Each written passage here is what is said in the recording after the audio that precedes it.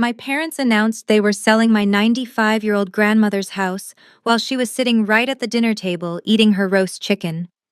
They bragged about bulldozing our family legacy to build luxury townhomes and shipping her off to a budget nursing home because Medicare would cover the bill. My sister and her wealthy husband actually clinked their crystal wine glasses in celebration. What they did not know was that they had absolutely zero legal right to sell a single brick of that property. My name is Maya.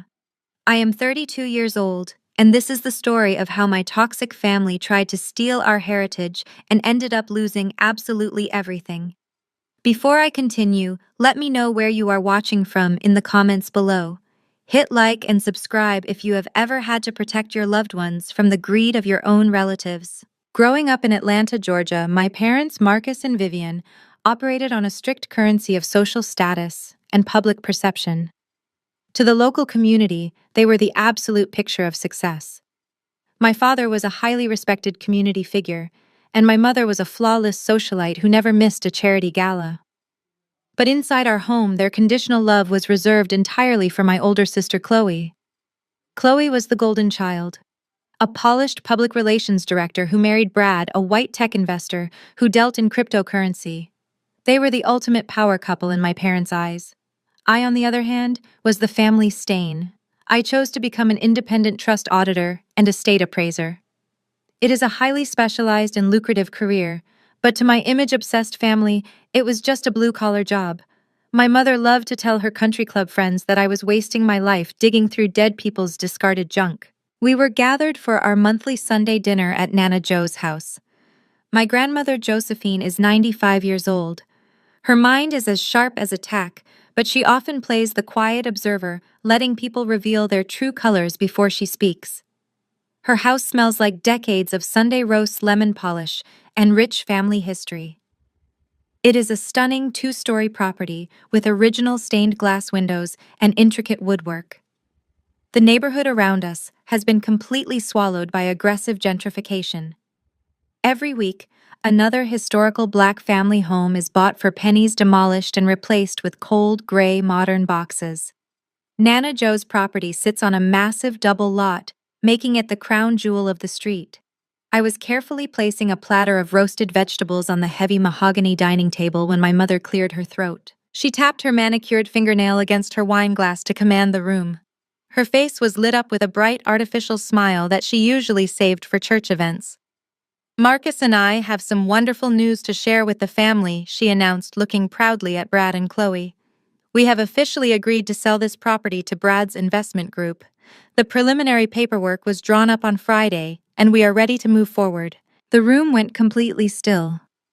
I froze with my hand still hovering over the table. I looked over at Nana Joe, who was calmly buttering a dinner roll, seemingly unbothered by the conversation happening around her. I stared at my mother, unable to process the sheer audacity of her words. Sell the house? I asked, my voice dangerously quiet. Where exactly is Nana Joe supposed to go? Oh. My mother waved her hand dismissively as if I had just asked about the weather. Oh, we have that all figured out. Brad found a highly rated memory care facility called Shady Pines just outside the city limits. It is very practical. The best part is they take Medicare, so it will not cost us a single dime out of pocket. She will be perfectly fine there, and she can make some new friends her own age. Brad leaned back in his antique chair, stretching his legs out. He wore a smug, satisfied grin that made my blood boil. Listen, Maya, he said, using that condescending tone he always reserved for me. The neighborhood is changing drastically. Property taxes are skyrocketing, and holding on to this old place is just bad asset management. My development firm is going to knock this outdated structure down and build 4 high-yield luxury townhomes on the lot. It is just smart business. You estate appraisers might understand the sentimental value of old dusty furniture, but you simply do not understand real estate yields or investment capitalization. Chloe immediately jumped in to defend her husband, adjusting her expensive designer necklace. Brad is doing Mom and Dad a massive favor, Maya, she sneered. He is taking our family to the next financial level. You should be taking notes instead of arguing with people who actually know how to generate generational wealth. But then again, I guess you are too used to collecting other people's trash to recognize $1 million opportunity when it is sitting right in front of you. I sat there gripping the edge of the antique table until my knuckles turned white. My mother took a delicate sip of her wine, completely unbothered by the fact that she was actively planning to evict her own mother-in-law. My father sliced into his chicken, nodding along with Brad's aggressive financial jargon. They were all complicit. They were all perfectly fine with treating Nana Joe like an expired asset that needed to be liquidated immediately. Chloe looked at me with absolute pity, convinced that she was the superior daughter, securing the ultimate prize. They all believed this dinner was a victory lap. They believed the house was theirs to sell, and that I was just the annoying younger sister who would eventually be forced to sit down and be quiet. I stared directly at my father, demanding he look me in the eye. Shady Pines is currently under investigation by the state health department, I said, my voice slicing through the heavy silence in the dining room. I audited a trust for a family whose father died there due to severe medical neglect.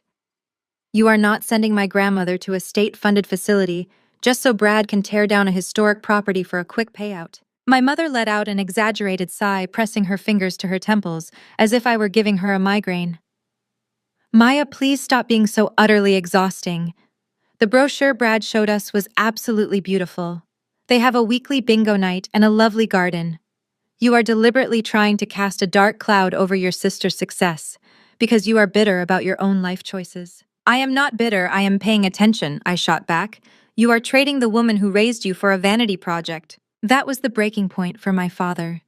Marcus slammed his heavy palm flat against the antique mahogany table, making the crystal water glasses rattle violently.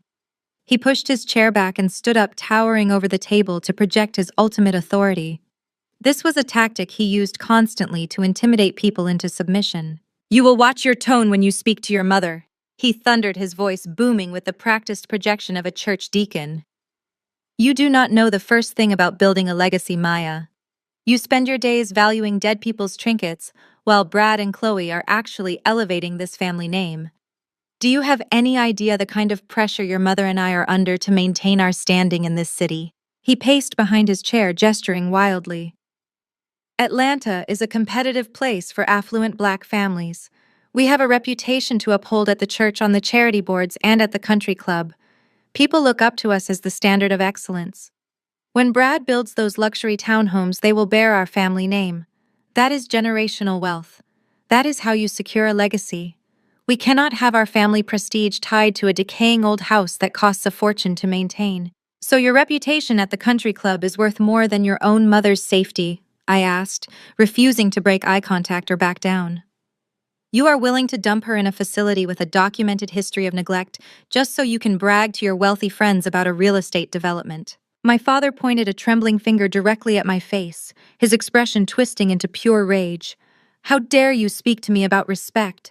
I am the patriarch of this family. I provide the social capital that allows you to walk into any room in this city with your head held high. We are making a necessary sacrifice for the greater good of this family. Shady Pines takes Medicare, which means we do not have to liquidate our own personal assets to care for her. It is basic economics. Chloe crossed her arms and leaned back, nodding along with every word our father said. Dad is right, Maya. We have to think about the future. Brad is offering us a multi-million-dollar buyout for this land. Do you know what that kind of capital can do for Mom and Dad's retirement portfolio?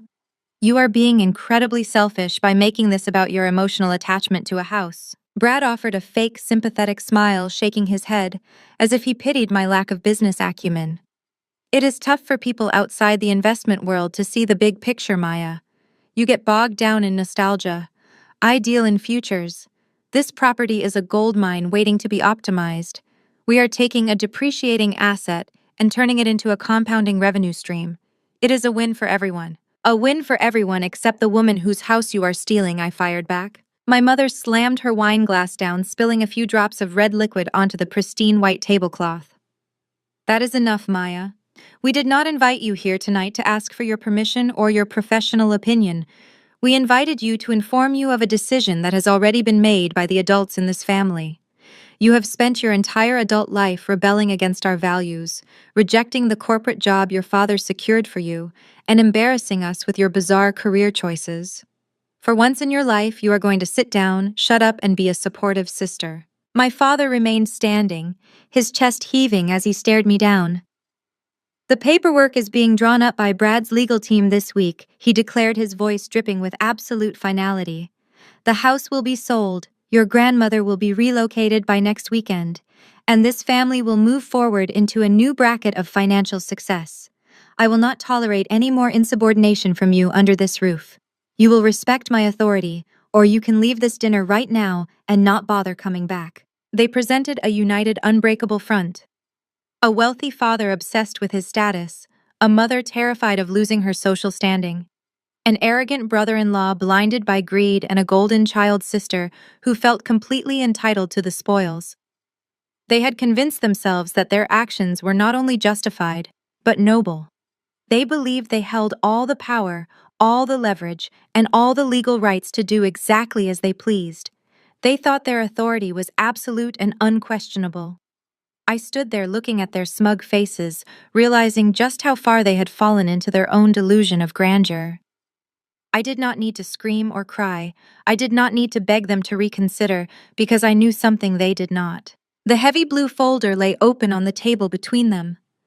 The silence in the dining room was so absolute, you could hear the antique grandfather clock ticking in the hallway. My father sat paralyzed, his mouth slightly open, staring blindly at the crystal chandelier above us. The patriarch of the family, the man who had just threatened to throw me out of the house, had been rendered entirely mute by a single stack of paper. Brad let out a frustrated scoff, clearly annoyed that my father had lost his nerve over what he assumed was an outdated deed.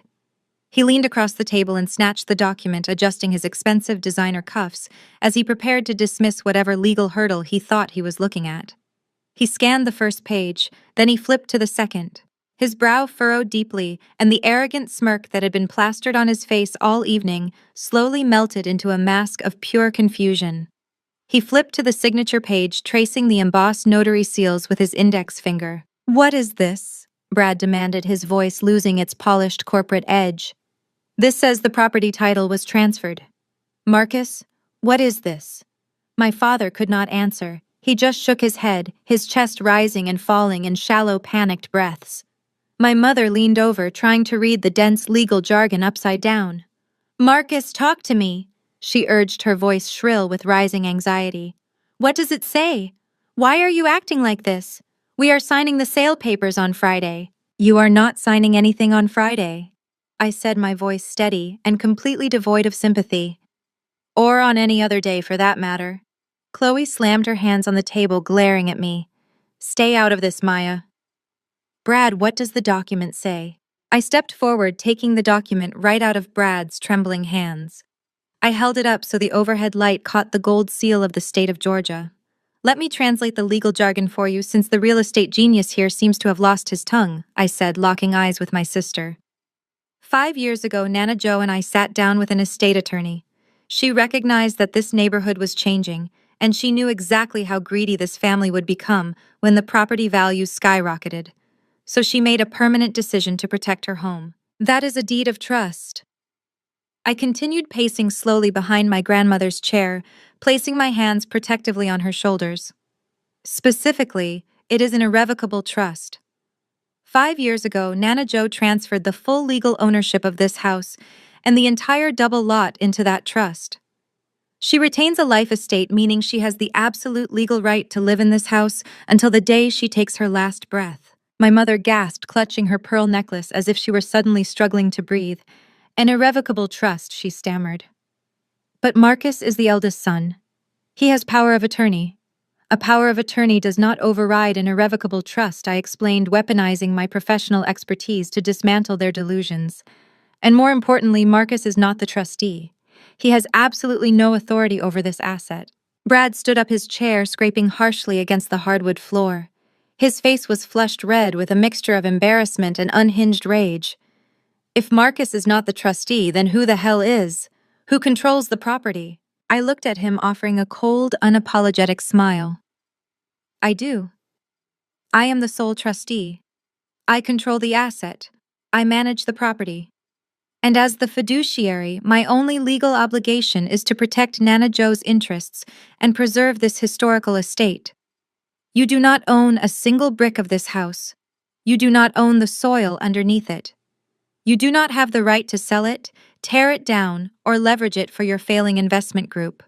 You are sitting in my grandmother's house eating her food while planning to steal her legacy, and you have absolutely zero legal authority to do any of it. The room erupted. My mother shrieked, accusing me of manipulating a frail old woman. Chloe burst into tears, screaming that I had orchestrated this entirely to ruin her life and sabotage her husband's business. Brad was frantically typing on his phone, desperately trying to contact his legal team to find a loophole that I already knew did not exist. Through all the screaming and the chaos, Nana Jo remained perfectly still. She slowly reached for her teacup, taking a measured sip of her chamomile tea. She placed the cup down with a soft porcelain clink that somehow managed to silence the entire room. She looked directly at her son. "I am 95 years old, Marcus," she said, her voice carrying the quiet, devastating power of a matriarch who had seen too much. "I am old, but I am not a fool. I watched you and Vivian obsess over country club memberships and luxury cars while neglecting the very community that raised you. I watched you fawn over a white son-in-law who looks at our history and sees nothing but a dollar sign.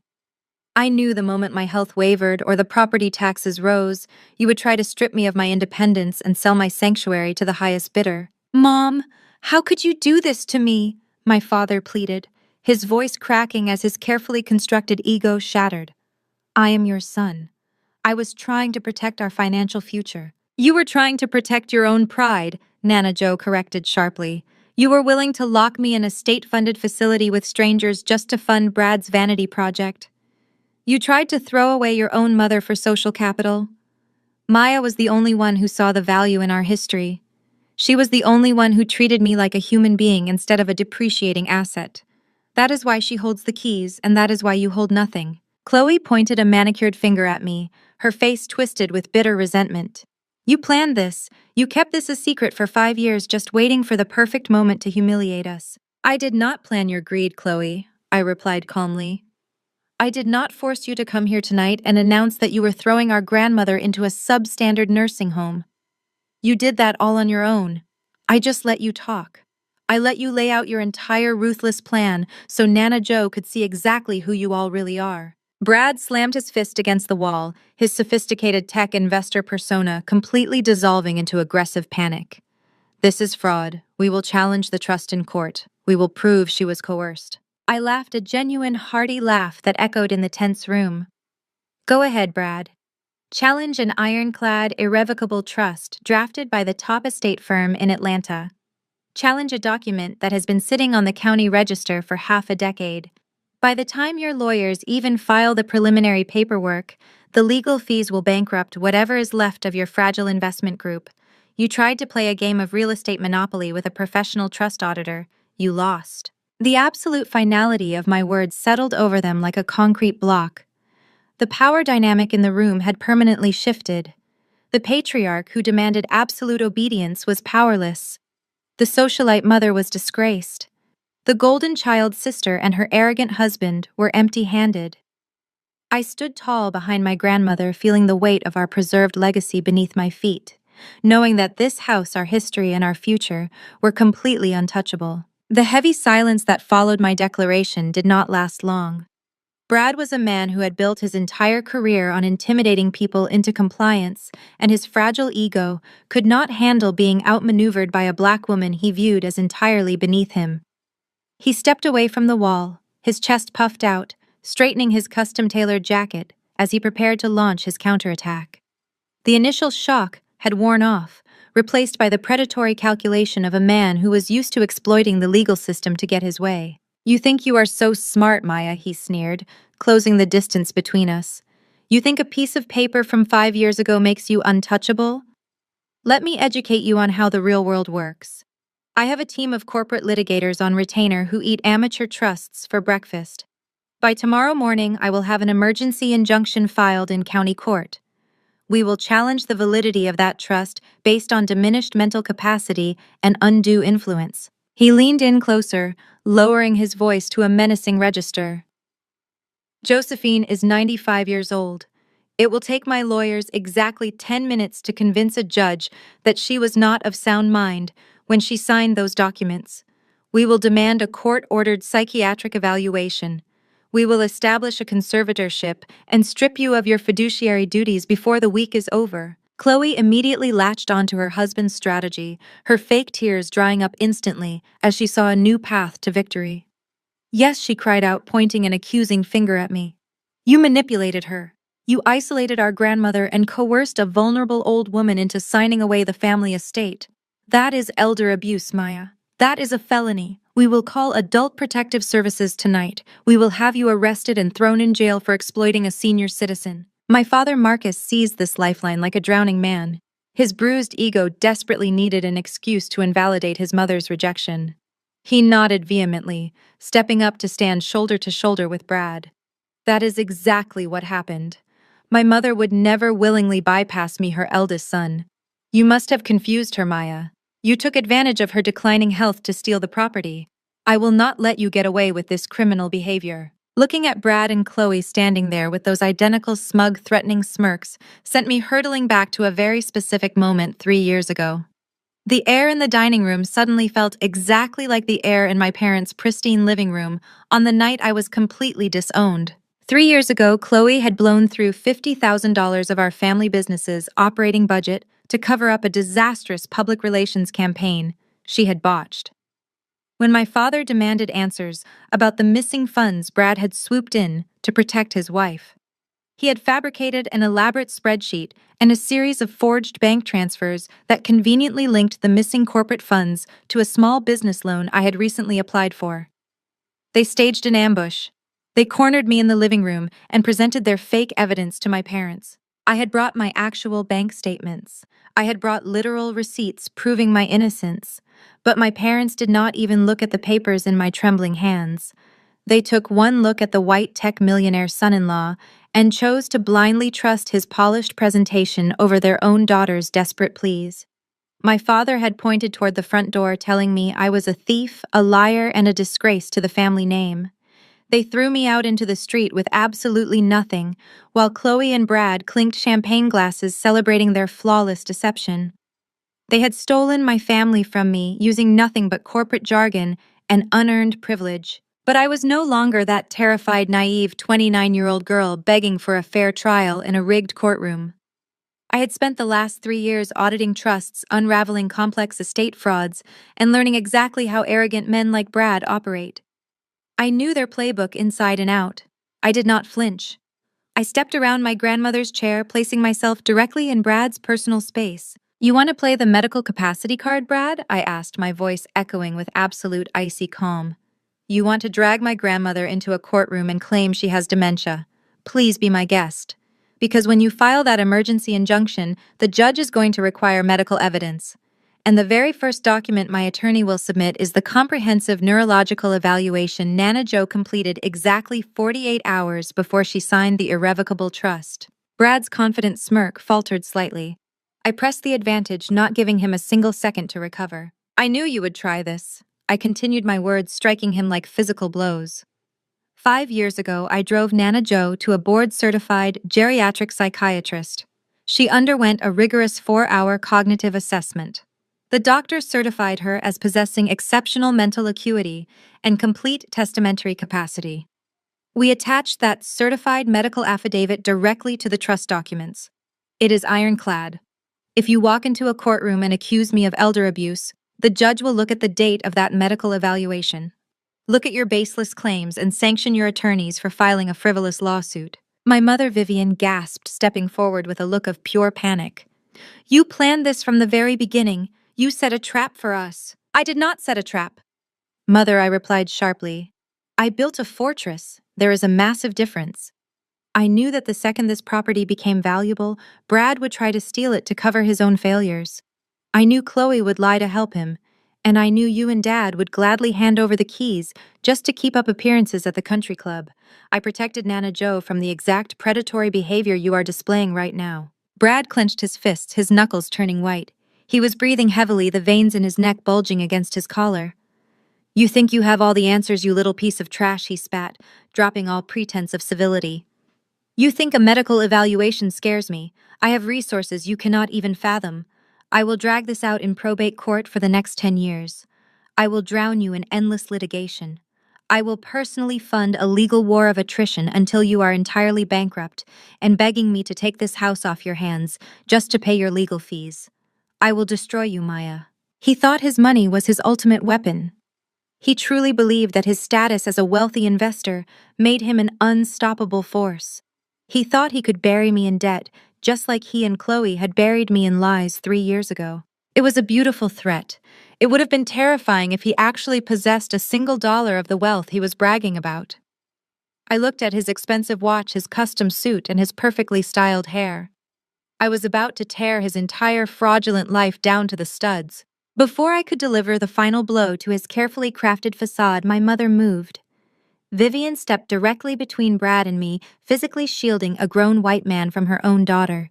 She threw her arms out in a protective stance, her eyes blazing with a mixture of panic and absolute fury. "You are a monster, Maya," my mother hissed, her voice trembling with indignation. "You stand there looking so smug while you actively try to destroy your own blood. Do you have any idea how hard your father and I have worked to build this family name? We are a respectable, affluent black family in Atlanta. We are scrutinized every second of every day by a society waiting for us to fail, and here you are dragging us down into the mud just to satisfy your own petty jealousy." I stood perfectly still, my expression frozen into a mask of absolute ice. I did not blink. I did not step back. I simply let the barrage of insults wash over me, watching my mother weaponize our race and our social standing to justify the theft of her mother-in-law's home. "Your sister is the epitome of black excellence," my mother continued, her voice rising in pitch as she pointed a manicured finger at Chloe. "She built a pristine reputation. She married a successful investor. She is securing generational wealth for this family, so we never have to struggle again. Brad is offering us a seat at the tables we have been excluded from for decades. He is elevating us. And instead of supporting your sister, you are trying to humiliate her because you could never achieve what she has." My father, Marcus, quickly moved to stand beside my mother, forming an impenetrable wall of parental authority.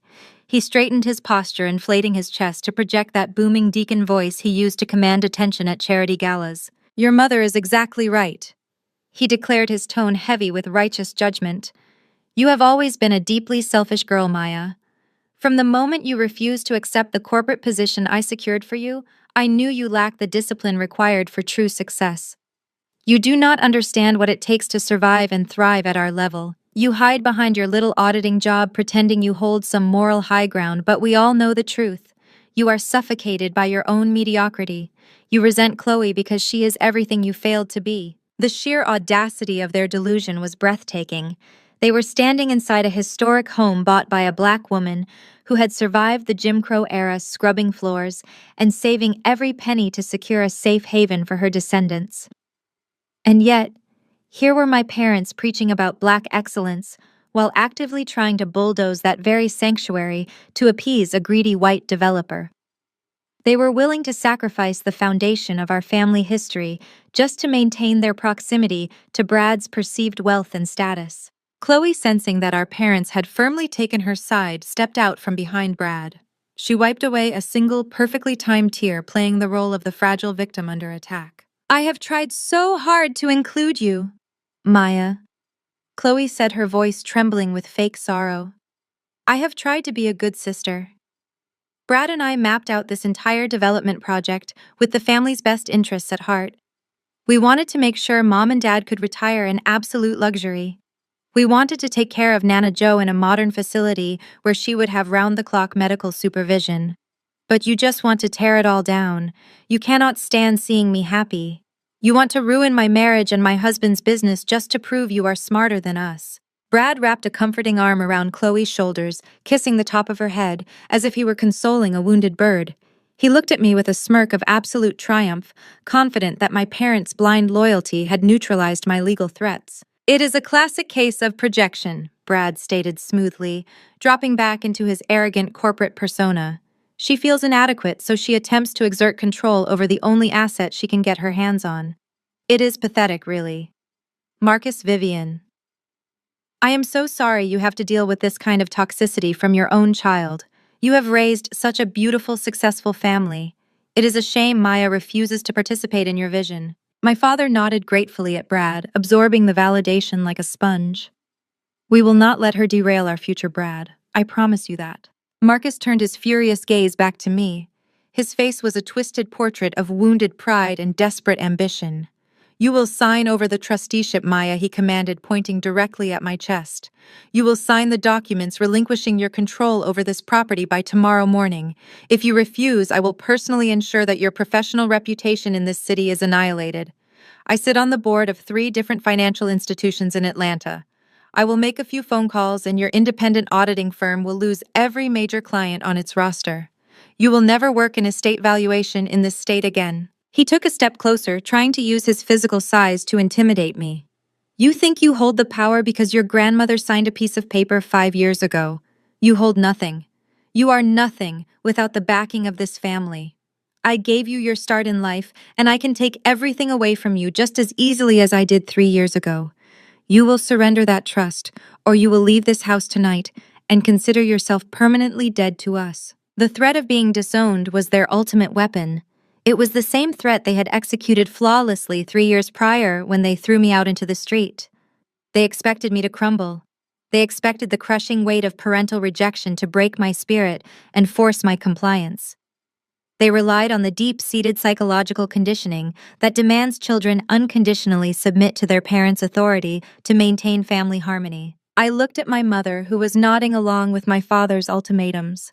Her eyes were hard, devoid of any maternal warmth, completely consumed by her desperation to protect her social calendar and her country club standing. I looked at Chloe, who was hiding a satisfied smile behind her hand, reveling in my impending destruction. And I looked at Brad, who was already mentally calculating the profit margins of his luxury townhomes, certain that he had won the war without fighting a single battle. My expression did not change. I did not shed a tear. I did not raise my voice. The cold, hard knot of determination in my chest solidified into absolute steel.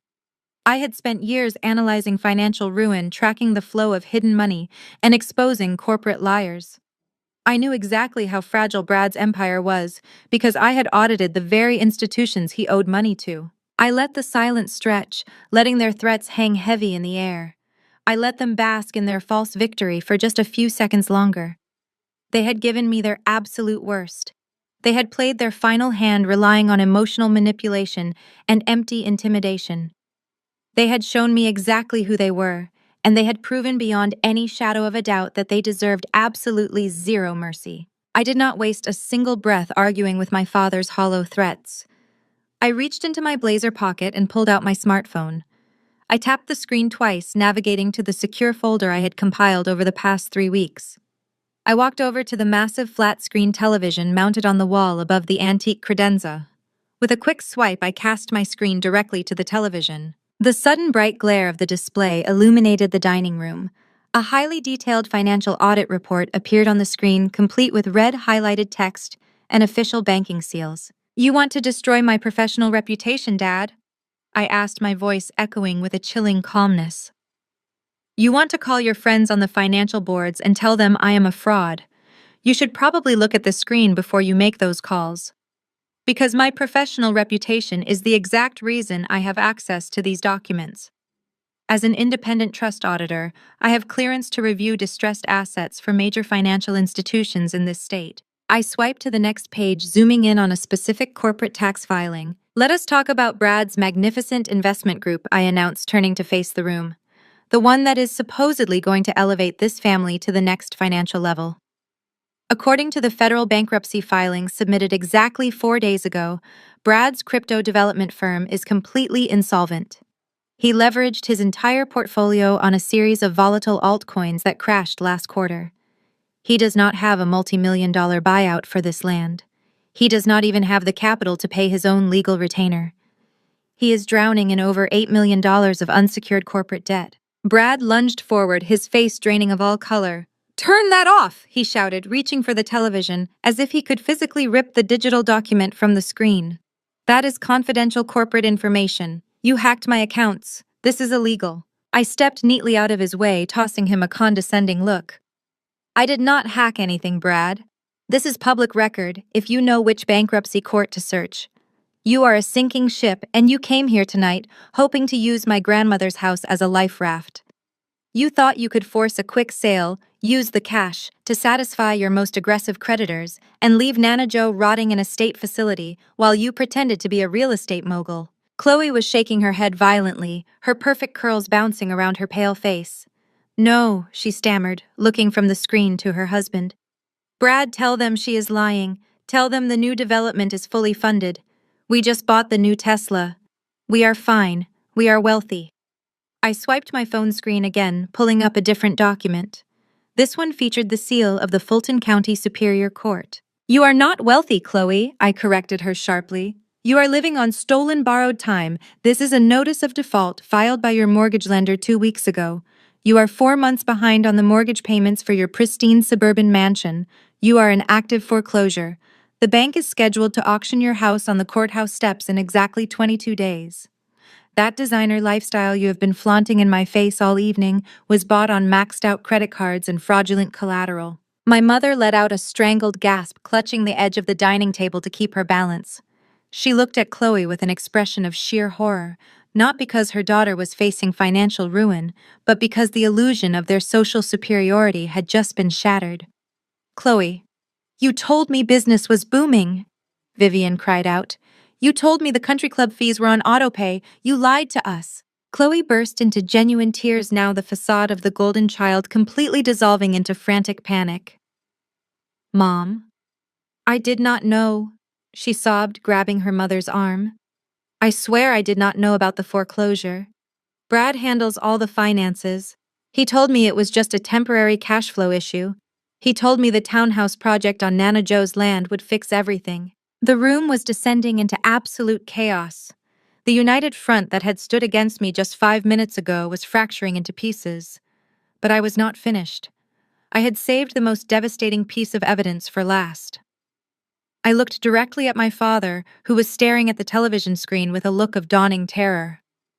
He was a man who understood numbers, and the numbers on the screen were undeniable. You were willing to disown me again, Dad, I said, my voice dropping to a low, steady pitch that demanded absolute attention. You were willing to throw me out of this house and destroy my career just to protect the man standing next to you. You thought Brad was your golden ticket to the elite social circles of Atlanta, but you really should have checked your own pockets before you invited a thief to sit at your dinner table. I swiped my phone one final time. A bank transfer record appeared on the screen. It was an account statement from my parents' joint retirement portfolio, the one they had spent 40 years building to secure their flawless socialite future. I highlighted a specific transaction dated 3 weeks ago. When Brad came to you last month asking for temporary advisory access to your accounts to help you restructure your portfolio for better yields, did you actually read the authorization forms you signed? I asked, watching my father's chest heave with sudden irregular breaths. Because according to this transaction, Brad did not restructure anything. He executed a direct wire transfer. He drained exactly $500,000 from your retirement fund to cover a margin call on his failing crypto accounts. The silence that hit the room was deafening. It was a heavy, suffocating quiet, the sound of a legacy actually dying.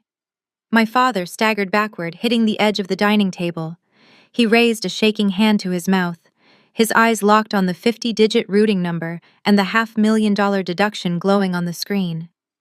Brad, my father whispered, his voice stripped of all its former booming authority. Brad, tell me this is a mistake. Tell me my money is still there. Brad backed away toward the hallway, his eyes darting frantically around the room looking for an exit. He ran a hand through his expensive hair, his arrogant tech bro persona completely gone, replaced by the panicked twitching of a cornered criminal. Marcus. I can explain, he stammered, holding his hands up defensively. It was a bridge loan. I just needed liquidity for a few weeks to keep the creditors at bay. Once the house sale went through, I was going to put it all back with interest. I swear, Marcus, it was just a temporary reallocation of assets. My mother let out a guttural, piercing scream. It was not the elegant, controlled cry of a society woman. It was the raw, visceral shriek of someone who had just watched their entire life savings evaporate into thin air. She lunged forward, her manicured hands curled into claws, aiming directly for Brad's face. You stole from us! Vivian shrieked, thrashing wildly as Chloe tried to hold her back. You stole our retirement. We trusted you. We treated you like a son. We gave you everything and you robbed us blind. My father did not move to stop her. He stood frozen, a broken man staring at the undeniable proof of his own catastrophic misjudgment. He had spent my entire life telling me I was a failure, a disappointment, a stain on his perfect family record. He had demanded absolute obedience and punished me for my independence. And in his blind pursuit of status, he had handed the keys to his kingdom to a man who had stripped him bare. I stood perfectly still, watching the destruction unfold. I felt no pity, I felt no guilt. I simply felt the cold, hard satisfaction of a perfectly executed audit. I had not destroyed their family. I had merely held up a mirror and forced them to look at the rot they had cultivated themselves. They had built their entire existence on a foundation of lies, image, and conditional love. Now the foundation had collapsed and they were completely buried in the rubble. I calmly disconnected my phone from the television, the screen returning to black. The darkness reflected the new reality of their financial situation. I turned to look at my grandmother. Nana Jo was still sitting comfortably at the head of the table, a serene expression on her face. She gave me a single proud nod. I stood at the head of the table observing the absolute wreckage of my family. If someone had taken a photograph of the dining room at that exact moment, it would have looked like a classical painting of a fallen empire. Brad was backed into the corner near the grandfather clock, looking like a trapped rat, calculating his escape route. Chloe had collapsed onto the hardwood floor, clutching her designer knees and weeping hysterically into her expensive silk dress. My mother, Vivian, was hyperventilating, holding onto the back of a dining chair for dear life as she stared blankly at the dark television screen. And my father, Marcus. He slowly pushed himself off the edge of the mahogany table. I watched him straighten his posture, pulling his shoulders back and adjusting his tie in a pathetic attempt to gather the shattered pieces of his dignity. I fully expected my father to lunge at Brad. I expected him to pull out his phone, dial the authorities, and demand justice. I expected the righteous fury of a man who had just been robbed of $500,000 of his hard-earned retirement money. But I had severely underestimated the paralyzing power of my parents' vanity. My father did not look at Brad with rage. He looked at him with terrified calculation. We cannot let this get out, my father whispered, his voice trembling with a horrific realization. If the congregation hears about this, if the board members at the country club find out. I stared at him, my mind struggling to process the sheer absurdity of his words. You are worried about the country club, Dad? I asked, my voice sharp with disbelief. He just stole your retirement fund. He is a criminal. You do not understand how this city works. Maya. My father snapped, his panic morphing into desperate authority. If people find out my wealthy white son-in-law defrauded us, we become a cautionary tale. We become a joke. The respectable black family swindled by a smooth-talking investor who promised them the world. It will destroy everything your mother and I have built. Our social standing, our influence, our entire legacy will be wiped out overnight. My mother suddenly gasped, her eyes widening as she caught on to my father's twisted logic. She released her grip on the chair and rushed over to him, grabbing his arm. Marcus is right, she said, her voice frantic but resolute. If Brad goes to federal prison, Chloe is ruined. Her public relations career will be over. The scandal will stick to our family name forever. We cannot be associated with a federal fraud case. We have to cover this up. I looked back and forth between my parents, completely astounded by their psychological sickness. They had just discovered that their golden child's husband was a broke, desperate fraudster who had stolen their life savings. Yet instead of demanding accountability, they were instantly conspiring to protect him. They were so deeply infected by the pressure of maintaining their flawless image that they were willing to swallow a massive financial crime just to save face. My father turned to me, his eyes completely devoid of warmth. You have to sell the house, Maya. I let out a harsh, humorless laugh. Are you out of your mind? You have to sign the trust over to me right now. My father continued, taking a step toward me, as if he could physically force my compliance. We can use the money from the sale of this property to quietly replenish our retirement fund. We can pay off Brad's most immediate creditors to keep the bankruptcy quiet and avoid criminal charges. We can make this whole mess disappear before anyone in Atlanta finds out. You want me to sell Nana Joe's home to pay off the man who just robbed you? I asked, pronouncing every word slowly to emphasize the absolute madness of his demand. You want to reward the thief. You want to kick your own mother out of the house she worked her entire life to buy just so you can protect your precious reputation. Brad suddenly found his courage. Seeing my parents rush to protect him gave him the exact lifeline he needed. He stepped away from the wall, smoothing down his lapels. It is the most logical solution, Maya, Brad said, actually having the audacity to use his corporate negotiating voice. If I go down, the whole family goes down. I can still turn my business around if I just have a little liquidity. I can make the money back. We keep this in the family, we sell the lot, and everyone walks away clean. I stepped forward, closing the distance between us until I was standing inches from Brad's face. You do not speak, I commanded, my voice dropping to a lethal whisper. You do not breathe in my direction, Brad. You are a parasite and your business is a Ponzi scheme. You will not see a single penny from this estate. I turned back to my father. I owe you nothing. Nana Joe stays in this house. The trust remains exactly as it is. If you want to save your precious reputation, you better start selling off your own assets. Sell your luxury cars. Sell your vacation shares. Downsize your life. But you will not touch a single floorboard of my grandmother's house to fund your cover-up. My father's face twisted into a mask of pure desperation. I am not asking you, Maya. I am telling you. You will authorize the sale of this property. You owe this family your loyalty. I do not owe loyalty to a cult of narcissists, I fired back. You do not care about family. You care about proximity to whiteness and wealth. You let Brad disrespect me for years because you thought his money made him superior. Now that you know he is broke, you are still protecting him because you cannot stomach the humiliation of admitting you were wrong. You are pathetic. Chloe scrambled up from the floor, her makeup running down her face in dark streaks. She grabbed my arm, digging her nails into my blazer. Please, Maya, she begged, sobbing uncontrollably. Please, you have to do this for me. My friends will laugh at me. The bank is going to take my house. I will have nowhere to go. I cannot be poor, Maya. I cannot live like that. I looked down at my older sister, the woman who had spent my entire life making me feel small. I reached down and firmly detached her fingers from my clothing. You should have thought about that before you helped your husband forge documents and steal from our parents, I said coldly. You made your bed, Chloe. Now you get to sleep in it. I checked my watch, noting the time. It is getting late, I announced, turning to address the entire room. Nana Joe needs her rest, and this dinner party is officially over.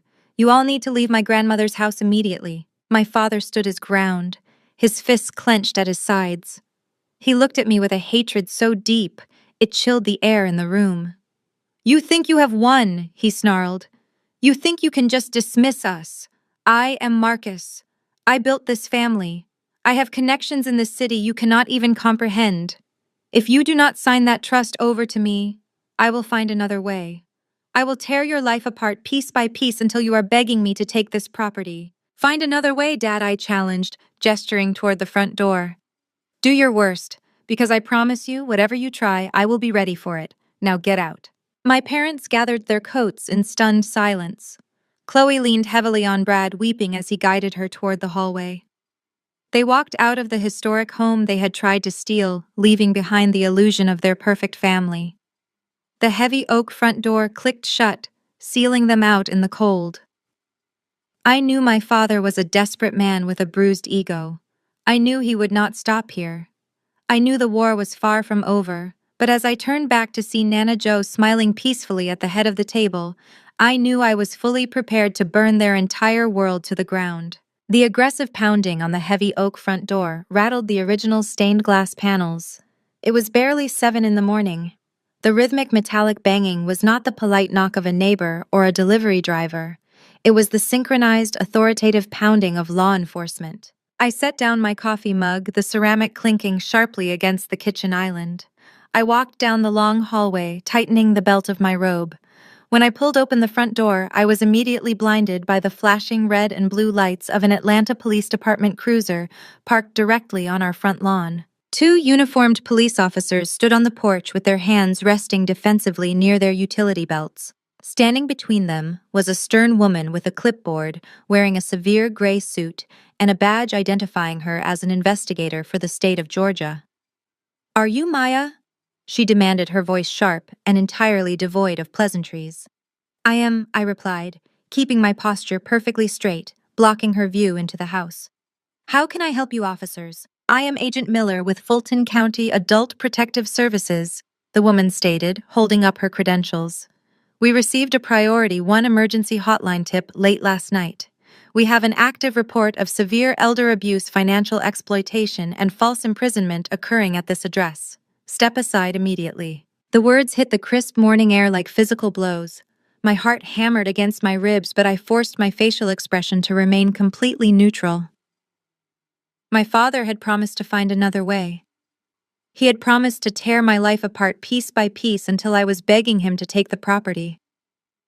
I just had not expected him and Chloe to weaponize the state and send armed police officers to my grandmother's house before breakfast. "False imprisonment?" I asked, maintaining a steady gaze. "The anonymous caller reported that you are holding a 95-year-old woman against her will," Agent Miller said, consulting her clipboard. "The report states you have locked her inside, are actively withholding vital prescription medication, and are using psychological coercion to drain her bank accounts and steal her real estate." The caller indicated the victim suffers from advanced dementia and is in imminent physical danger. I have to hand it to Chloe.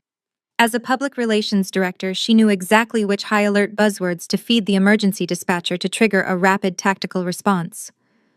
Imminent danger, advanced dementia, withholding medication. She had painted a masterpiece of a hostage situation, calculating that the sheer shock and terror of an unexpected police raid would force me into submission. They wanted me dragged out of the house in handcuffs in front of the entire neighborhood. They wanted to create a highly public, highly embarrassing spectacle to ruin my reputation, just as my father had threatened. "We need to see Josephine right now," one of the police officers interjected, stepping closer to the threshold. "If you attempt to obstruct this welfare check, you will be placed under immediate arrest for interfering with an active investigation. Do you understand?" The neighbors across the street were already parting their curtains. The flashing police lights were painting the historic homes of our neighborhood in chaotic strokes of red and blue. This was the exact type of public humiliation my parents spent their entire lives trying to avoid, and now they were eagerly inflicting it upon me to secure their own financial survival. I did not panic. I did not raise my voice or try to frantically defend my character. As a trust auditor, I had faced down hostile federal regulators and aggressive corporate lawyers. A fabricated welfare check orchestrated by my desperate sister was not going to break my composure. "I understand perfectly, officer," I replied, stepping back and pulling the heavy oak door wide open. "Please come in." The three of them marched into the pristine foyer, clearly expecting to find a house of horrors. Instead, they were greeted by the smell of fresh linen polish, brewing coffee, and cinnamon. The hardwood floors were gleaming. The antique furniture was perfectly dusted. Agent Miller paused for a fraction of a second, her eyes darting around the immaculate entryway. Her defensive posture dropped slightly as her brain tried to reconcile the horrific abuse allegations on her clipboard with the peaceful, organized reality of the home. "Where is she?" Agent Miller demanded, recovering her strict, authoritative tone. "She is in the sunroom enjoying her morning tea," I said, gesturing toward the back of the house. "I will take you to her. But I must inform you that the anonymous tip you received was entirely fraudulent. It was placed by a family member attempting to retaliate against a legal real estate decision made last night. We will let the victim determine what is fraudulent and what is not." Agent Miller snapped, following closely behind me with the two officers trailing our steps. "Financial abusers always have a polished excuse ready. We know how to identify coercive control." We walked through the formal dining room where the remnants of last night's explosive confrontation had already been cleared away. The morning sunlight was pouring through the large French doors leading into the sunroom. There, sitting in her favorite floral-upholstered armchair, was Nana Jo. She was wearing a crisp white blouse, her silver hair perfectly styled. She had a cup of Earl Grey tea resting on the side table and was casually filling out the Sunday crossword puzzle in the Atlanta Journal-Constitution with a blue ink pen. She looked the absolute picture of health, dignity, and peace. Agent Miller stepped into the sunroom, signaling the police officers to hang back near the doorway to avoid overwhelming the supposedly fragile victim. She approached my grandmother with cautious, exaggerated steps. She plastered a wide, patronizing smile on her face and adopted that specific slow, loud tone of voice people always use when they assume an elderly person is deaf or cognitively impaired. "Good morning, Josephine," Agent Miller said loudly, crouching down to eye level. "My name is Agent Miller. I am here with the police. We are here to make sure you are safe. Do you know what day it is, honey? Do you know where you are?" I stood by the doorway, crossing my arms over my chest and watching the interaction unfold. Chloe and my father had made a catastrophic miscalculation. They had assumed that sending the authorities would intimidate me. They completely forgot that they were also sending the authorities to interrogate Josephine. And if there was one thing my grandmother despised more than greedy relatives, it was being spoken to like a helpless child in her own home. Nana Jo did not immediately look up from her newspaper. She deliberately took her time, filling in the final letters of a 9-letter word for absolute disaster. She capped her blue pen, set it carefully beside her teacup, and finally turned her piercing dark eyes toward the state investigator hovering over her.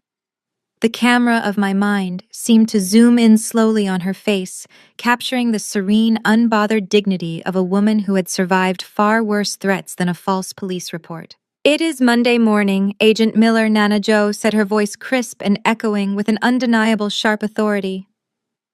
"The date is October 14th. I am sitting in the sunroom of the property I purchased with cash in 1968.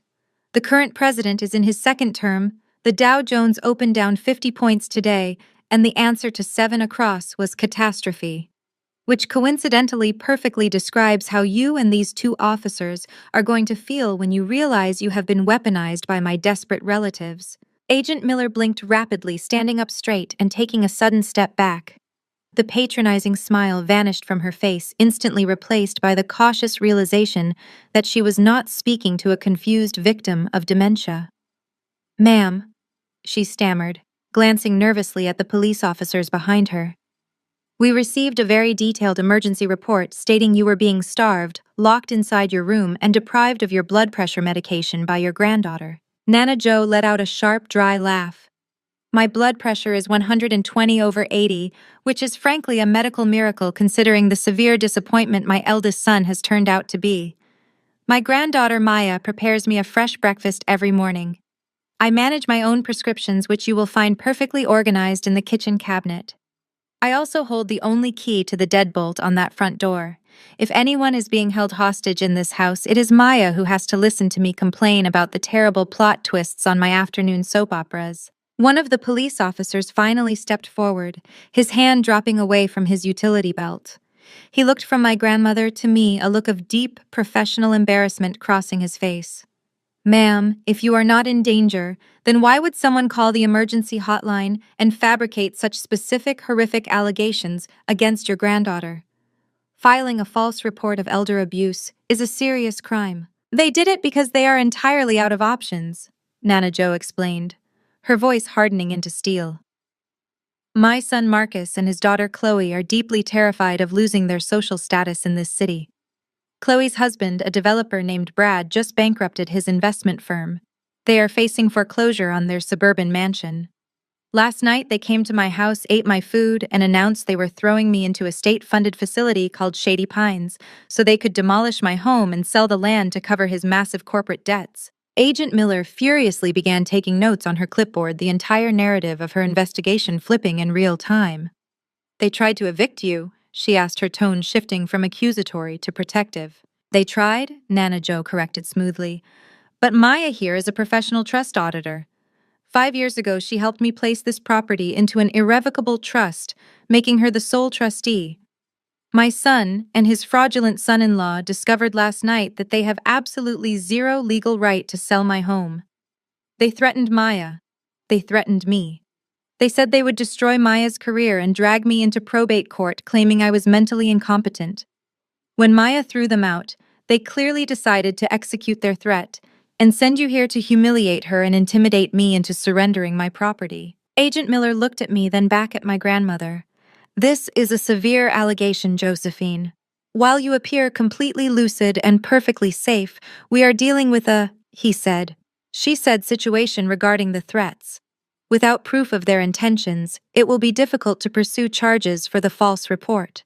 Financial abusers often use these exact tactics to force property sales, but proving the coercion in a court of law requires hard evidence. "I do not deal in," he said. "She said Agent Miller," Nana Joe stated calmly, reaching her hand deep into the pocket of her knitted cardigan.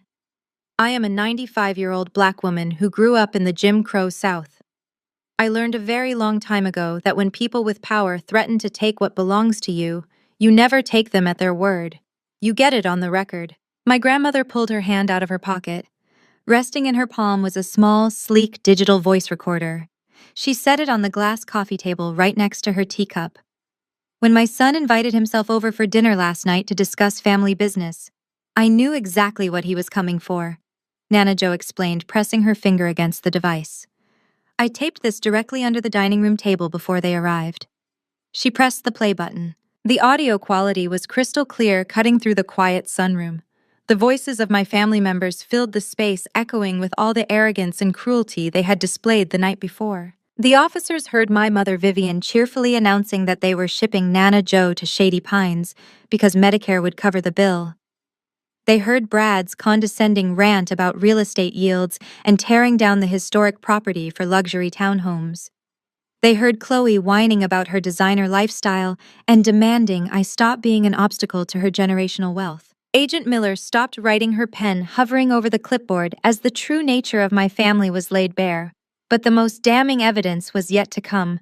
The recording played my father's furious, booming voice after I revealed the existence of the irrevocable trust. "You will sign over the trusteeship, Maya," my father's recorded voice thundered. "You will sign the documents relinquishing your control over this property by tomorrow morning. If you refuse, I will personally ensure that your professional reputation in this city is annihilated." Then came Brad's voice, dripping with predatory malice. "You think a medical evaluation scares me? I will drag this out in probate court for the next 10 years. I will drown you in endless litigation. I will personally fund a legal war of attrition until you are entirely bankrupt and begging me to take this house off your hands." Nana Joe reached out and pressed the stop button. The heavy silence that followed was entirely different from the silence at the dinner table.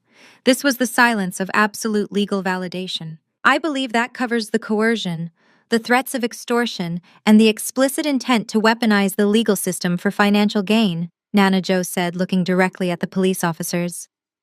"I also believe you now know exactly who placed that anonymous emergency call this morning. My son and his son-in-law are desperate, dangerous men who will stop at nothing to cover up their financial crimes." Agent Miller let out a long, slow breath, shaking her head in disbelief. She aggressively crossed out the entire first page of her report.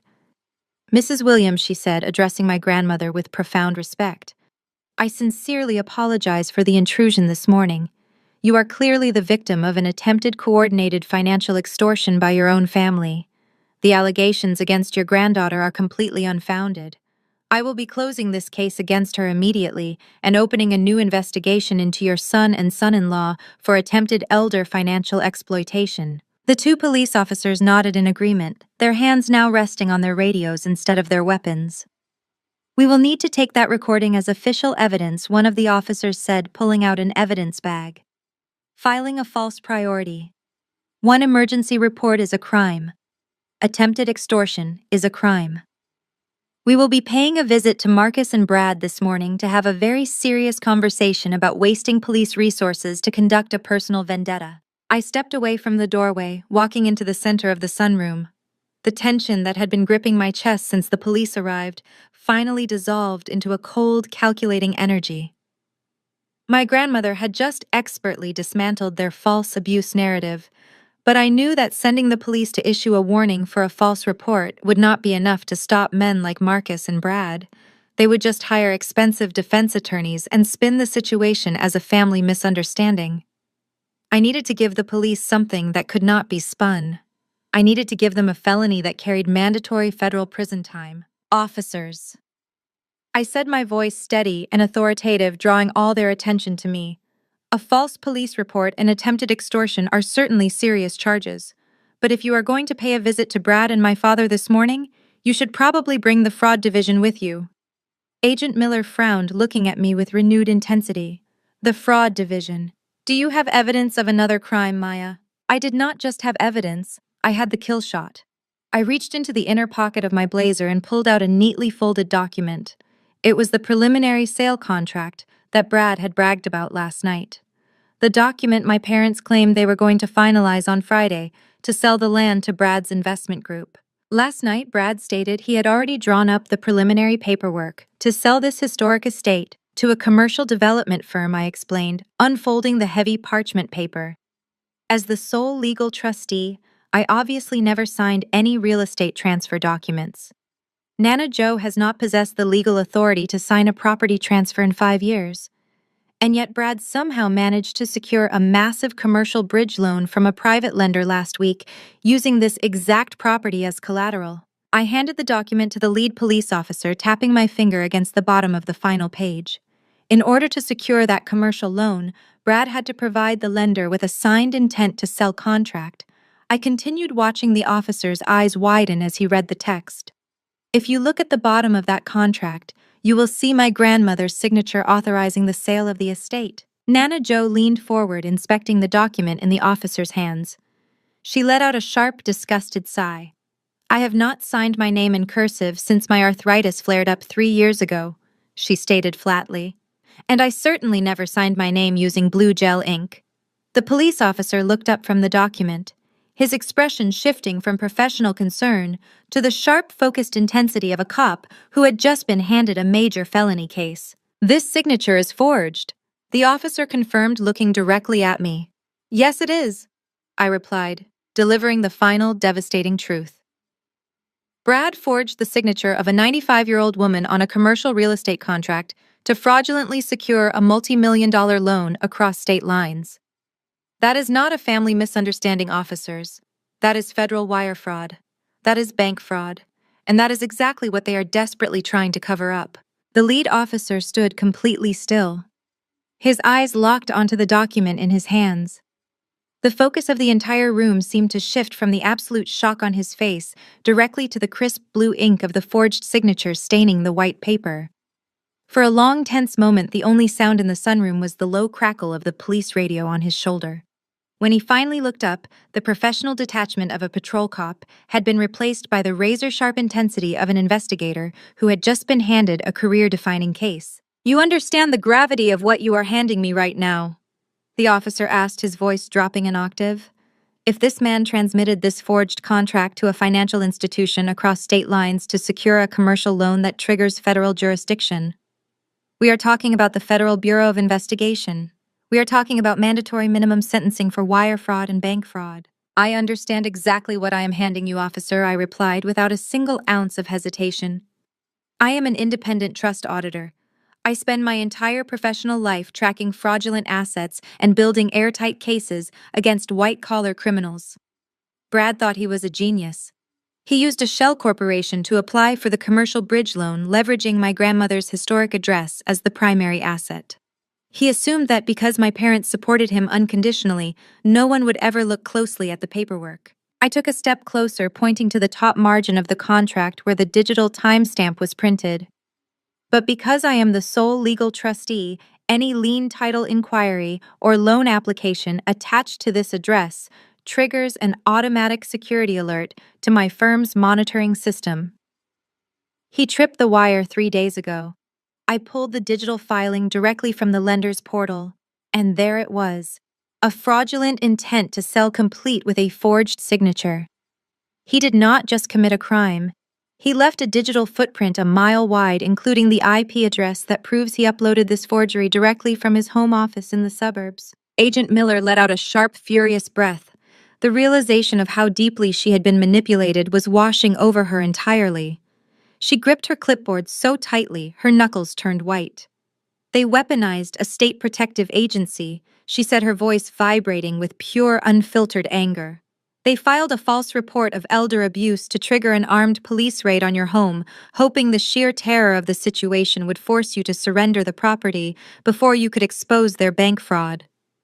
They tried to use me as an attack dog to cover up a federal felony. Yes, they did, I confirmed, And when that failed, they fully expected to use the chaos of my arrest to strip my grandmother of her rights and finalize the sale before the lender realized the collateral was completely bogus.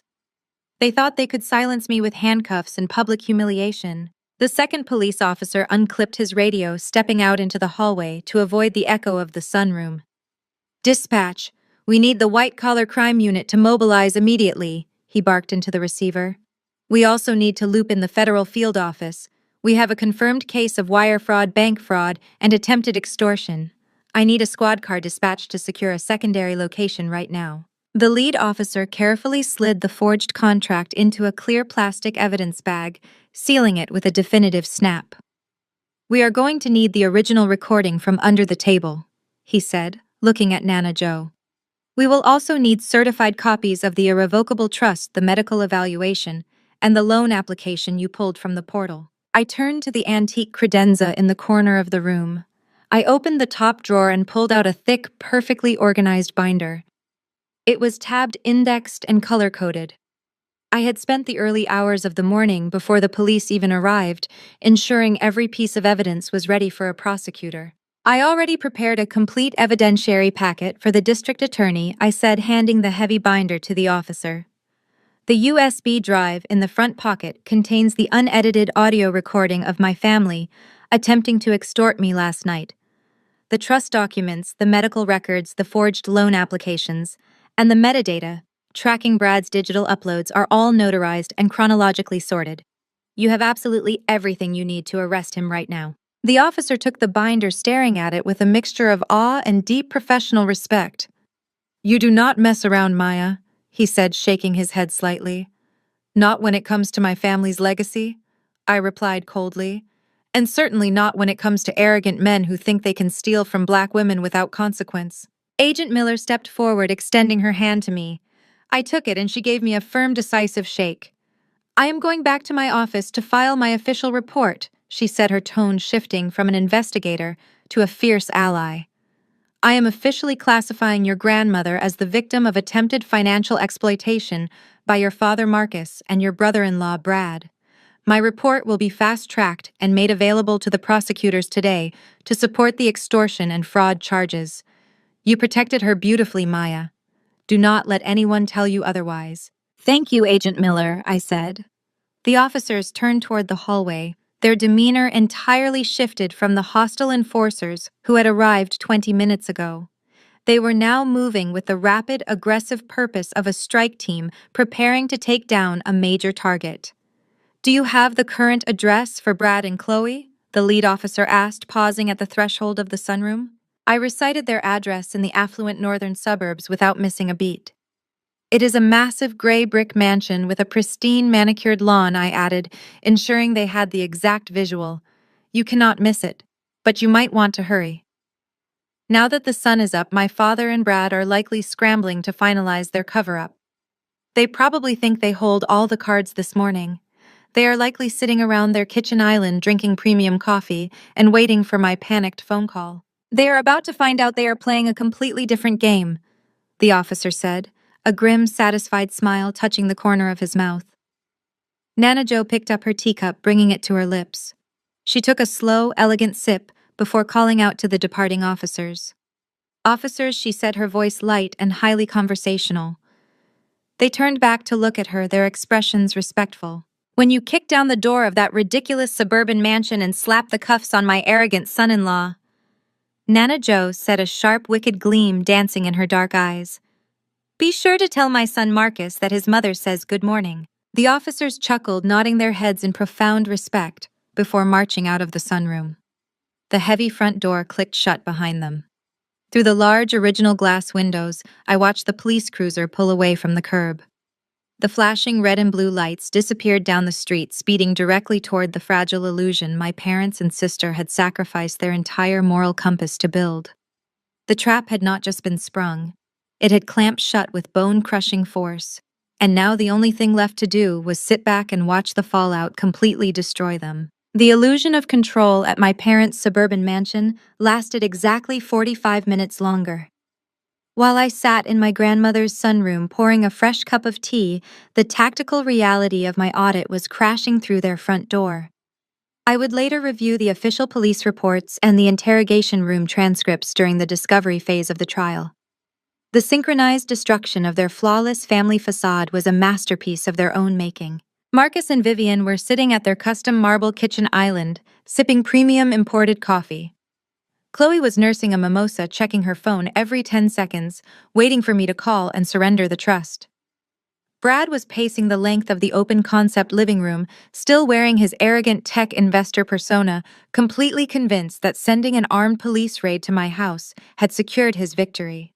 They were celebrating their ruthless brilliance. They did not hear the convoy of unmarked federal vehicles and local police cruisers pull into their pristine driveway. They only heard the thunderous, simultaneous pounding on their front and back doors, followed immediately by the sound of a battering ram breaching the heavy mahogany entrance. Federal agents and white-collar crime detectives flooded the grand foyer. They did not ask politely. They moved with the aggressive, targeted precision of a task force that had just been handed a silver platter of undeniable evidence. Within seconds, Brad was slammed against the imported marble countertops, his hands wrenched behind his back and secured in cold, heavy handcuffs. The designer suit he wore like armor offered absolutely zero protection against a federal wire fraud warrant. The scene shifted rapidly from the chaotic raid at the mansion to the sterile, windowless interrogation rooms at the federal field office. The unbreakable loyalty my family claimed to possess evaporated the absolute second their personal freedom was threatened. The classic prisoner's dilemma unfolded perfectly, and none of them had the moral backbone to stay silent. Brad was placed in interrogation room A. The polished, arrogant millionaire was reduced to a shivering, sweating mess in under 10 minutes. The moment the federal detectives dropped a copy of the forged real estate contract on the metal table alongside the digital metadata, proving he uploaded it from his home IP address, Brad completely broke. He did not ask for a lawyer right away. He was too arrogant to realize he was already buried. He thought he could fast-talk his way out of a federal felony by throwing the patriarch of the family under the bus. "Marcus made me do it," Brad stammered, his voice pitching upward in frantic desperation. "He is the head of the family. He controls everything. He told me Josephine was losing her mind and that the family desperately needed liquidity to maintain their social standing. He is the one who provided the property deeds. I just processed the paperwork." Marcus orchestrated the entire thing because he was terrified of losing his country club memberships. It was his mother's signature. He told me to sign it. In interrogation room B, directly across the hall, my father was facing his own reckoning. Stripped of his tailored suits and his booming deacon voice, Marcus was a portrait of pathetic desperation. When the detectives informed him that Brad was already in the next room, naming him as the criminal mastermind, Marcus completely lost his mind. The man who had demanded absolute obedience from me, the man who had sold his soul to protect his white son-in-law, turned on Brad with a vicious, unfiltered hatred. "He is a predator," Marcus shouted, slamming his fists against the metal table, his chest heaving with panic. "That man is a con artist who manipulated my entire family. He lied about his wealth. He lied about his crypto investments. He stole $500,000 from my personal retirement account just 3 weeks ago. I never told him to forge my mother's signature. He did this on his own to cover his bankrupt corporate schemes. He used us. He used our respectable black family name to secure fraudulent loans." The detectives simply sat back, crossing their arms, as my father eagerly provided them with the exact financial motives needed to secure Brad's conviction. Marcus was so desperate to clear his own name regarding the forgery that he actively confessed to knowing Brad was a fraud, attempting to paint himself as a victim. He completely forgot that just 12 hours earlier he had threatened to destroy my career to protect that very same fraudster. Meanwhile, back at the suburban mansion, the true nightmare for my mother was unfolding on her perfectly manicured front lawn. Vivian was standing outside in her silk robe, surrounded by federal agents carrying out boxes of financial records, desktop computers, and Chloe's expensive designer laptops.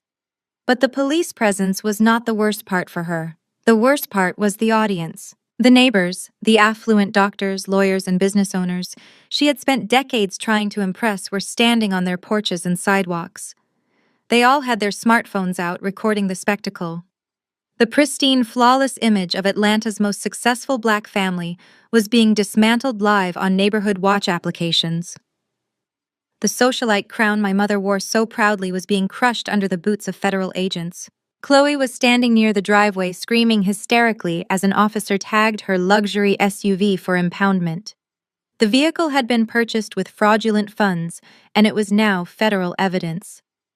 Seeing her precious status symbols being stripped away, Chloe turned her absolute rage onto her parents. The golden child, the daughter who could do no wrong, finally snapped under the pressure of losing her wealth. "This is your fault," Chloe shrieked, pointing a shaking finger at Vivian. "You and Dad pressured us. You demanded we maintain this ridiculous standard of wealth to make you look good at church. You pushed Brad to make riskier investments just so you could brag about his portfolio to your friends. You built this fake life, and now I am going to lose my license and go to prison because of your obsession with perfection." The betrayal cut deeper than any legal charge. Vivian collapsed onto the manicured grass, weeping not out of remorse for what they had done to Nana Joe and me, but out of pure, unadulterated shame that her community was watching her family implode. Back in the interrogation rooms, the crossfire of accusations reached a fever pitch. The detectives moved between the rooms, feeding Brad and Marcus pieces of each other's confessions, watching them dig their own graves deeper and deeper. Brad, desperate to secure a plea deal, decided to offer up his own wife. He looked at the federal agent, tears of pure cowardice streaming down his face. "I did not make the false emergency call to Adult Protective Services this morning," Brad confessed, pushing the final domino over. "Chloe made the call. She has a burner phone hidden in her designer purse. She told the emergency dispatcher that Maya was starving the old woman. She orchestrated the armed police raid. I had nothing to do with it. She is the one who tried to weaponize the police against her own sister." By noon, the federal detectives did not even need to ask any more questions. The family had provided enough cross-incriminating statements, audio recordings, and digital evidence to secure federal indictments for all of them. They had turned on each other with the speed and viciousness of starving wolves. The fortress of conditional love, built entirely on the fragile pillars of wealth status and public perception, completely collapsed the absolute second their personal survival was threatened. They had no loyalty. They had no honor. They had no family bond. They only had their greed and their crippling fear of losing their social standing. And now, because they had underestimated the daughter they threw away, they were going to lose absolutely everything. The world tilted on a severe jagged axis inside interrogation room C. The harsh fluorescent lights buzzed overhead, casting long, unnatural shadows that seemed to stretch and distort across the sterile gray walls. Chloe sat alone at the cold metal table, her designer silk dress wrinkled and stained with dried tears. The psychological foundation of her entire existence was severely off balance. Everything she had built, her pristine public relations career, her flawless marriage, her status as the untouchable golden child, was aggressively sliding into a terrifying abyss. Two federal agents walked into the slanted reality of her interrogation room. They did not yell. They did not slam their hands on the table. They simply placed a small digital recorder between them and pressed play. The room filled with the panicked, desperate voice of her husband. Chloe heard Brad eagerly and specifically detail how she had purchased the burner phone. She listened to the man she had proudly flaunted at country club dinners explicitly outline how she had orchestrated the false emergency call to Adult Protective Services. He handed the federal agents her motive, her method, and her timeline, serving her up on a silver platter just to shave a few years off his own inevitable prison sentence. The audio clicked off. The absolute silence that followed was suffocating. For a fraction of a second, Chloe stared blankly at the recorder. The federal agents waited for the inevitable breakdown. They expected the hysterical sobbing of a wealthy suburban housewife who had just realized she was going to a federal penitentiary. They expected her to scream that her husband was a liar. But Chloe did not cry. The fragile weeping victim act vanished completely. In its place emerged the cold, ruthless calculus of a desperate public relations executive operating in high-level crisis management mode. Her moral compass, already deeply warped, completely snapped. The concept of family loyalty was instantly replaced by an aggressive primal instinct for self-preservation. "I want my personal attorney," she stated, her voice dropping to a flat, emotionless pitch. "Not the family lawyer. Not the corporate counsel my father uses. I want my own independent representation right now, because I have a lot to say, and I am only going to say it once." Within the hour, a sharp, aggressive defense attorney was sitting next to her. The federal agents returned, ready to formally charge her with filing a false police report and conspiracy to commit extortion. But Chloe raised a perfectly manicured hand, stopping them in their tracks. "I am a public relations director." Chloe began, leaning forward, her posture unnaturally rigid. "My entire career is built on knowing exactly how to control a narrative and how to mitigate a disaster. I knew my husband's crypto firm was bleeding money 6 months ago. I knew he was moving assets around to hide his insolvency from his investors and from my father. And because my professional license requires me to maintain a flawless public record, I made absolutely certain that I secured an insurance policy in case he ever tried to pull me down with him." She turned to her lawyer, giving a sharp nod. "I will give you everything," Chloe promised the federal agents, her eyes completely devoid of warmth. "I have a hidden encrypted cloud drive that mirrors Brad's personal laptop. It contains the routing numbers for offshore accounts he used to hide capital before filing for bankruptcy. It contains emails proving he intentionally defrauded his original investors. It contains the exact timestamps showing when he downloaded the forged signatures to secure the commercial bridge loan on my grandmother's property. I will hand over the encryption keys right now. I will testify against him in open court. I will give you the head of the operation on a silver platter." The lead agent crossed his arms, studying the woman who was enthusiastically selling her husband to the federal government. "And in exchange," he asked. "In exchange, I want absolute transactional immunity," Chloe demanded without a single shred of hesitation. "I want the extortion and false report charges against me dropped immediately. I want my name completely scrubbed from the federal indictment so my public relations license remains intact. You get a slam-dunk conviction for wire fraud, bank fraud, and corporate embezzlement. I get to walk out of this building with a clean criminal record." Her lawyer slid a formal proffer agreement across the metal table. Chloe did not stop there. She reached into her designer handbag, which the police had returned to her after a thorough search, and pulled out a sleek leather-bound notepad. She ripped a blank page from it and grabbed a pen. "And one more thing," she added, writing furiously. "I am filing an emergency petition for divorce due to irrecoverable breakdown of the marriage and criminal fraud. Brad used my personal credit lines to fund his failing business without my informed consent. I want a complete legal severance filed before the markets open tomorrow morning." She took off her massive 4-carat diamond engagement ring, the very same ring she had shoved in my face for years as proof of her superior worth. She dropped the heavy diamond onto the metal table with a dull clink, pushing it toward the federal agents. "You can add that to the asset forfeiture pile," she said coldly. "I am officially disconnecting my personal brand from his radioactive fallout." In the span of an hour, the golden child had ruthlessly immolated her own husband to save her own skin.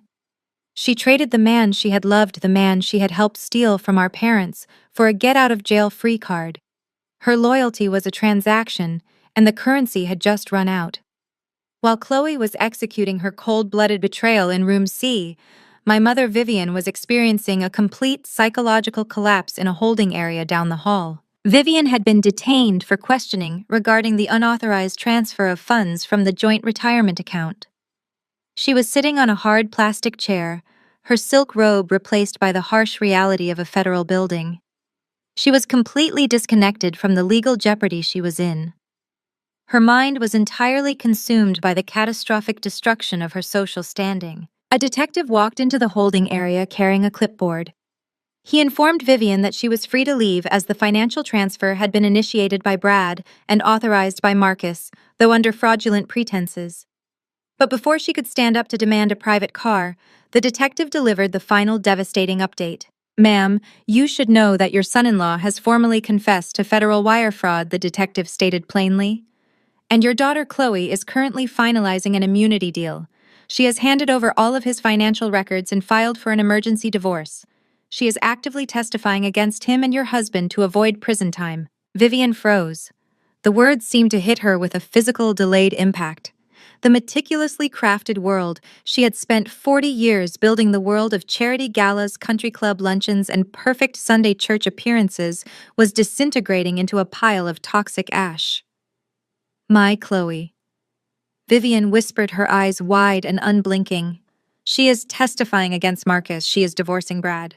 Yes, ma'am, the detective replied. It is a full federal investigation now. The press has already picked up the story from the local police blotter. There are news vans currently parked outside your gated community. That was the breaking point. The threat of prison had not shattered my mother. The loss of her retirement fund had not broken her spirit. But the undeniable reality that her affluent black family was about to become the headline scandal on the evening news was a fatal blow to her sanity. Vivian began to hyperventilate. Her hands clawed desperately at her chest as she struggled to draw air into her lungs.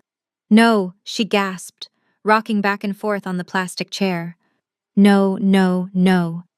The women at the auxiliary board, the deaconess committee. Everyone will see. Everyone will know we are bankrupt. They will know Brad is a criminal. They will know my daughter is a federal informant. We are ruined. We are an absolute joke. She let out a piercing, agonizing wail that echoed down the sterile hallway. It was the sound of a narcissist realizing that the mirror had shattered, and she could never put the beautiful reflection back together again. She was entirely bankrupt financially, socially, and morally. The golden child had proven to be a treacherous snake. The wealthy white savior son-in-law was a broke federal felon. The powerful patriarch husband was facing criminal conspiracy charges. And the daughter she had thrown away, the one she had called a failure, was sitting safely in a historic multi-million-dollar estate watching their entire fraudulent empire burn to the ground. 72 hours. That was exactly how long it took for my mother to exhaust every single social connection, every favor, and every ounce of goodwill she had spent 40 years cultivating in Atlanta. When the federal indictments hit the evening news cycle, her country club friends stopped returning her calls. Her pastor suddenly became unavailable. The wealthy circle she had worshipped treated her like a highly contagious disease. With her husband sitting in a federal holding cell, her golden child actively testifying against the family, and her bank accounts frozen by investigators, Vivian had absolutely nowhere left to go. I was standing in this grand foyer of Nana Joe's house, admiring the newly polished stained glass when the doorbell rang. I did not need to check the security camera to know who was standing on my porch. The frantic, irregular pounding on the heavy oak door carried the distinct rhythm of utter desperation. I unlocked the deadbolt and pulled the door open. My mother stood on the welcome mat, a stark hollow shell of the flawless socialite she had been just 3 days ago. Her designer blowout was flat and unkempt. The pristine makeup she used as armor was completely gone, revealing the deep, exhausted lines around her eyes and mouth. She was wearing a trench coat hastily tied over a wrinkled dress, shivering in the afternoon breeze. She looked up at me, and for the first time in my entire 32 years of life, the power dynamic physically shifted. I stood tall in the doorway, my posture straight and commanding, looking down at the woman who had spent decades trying to make me feel small.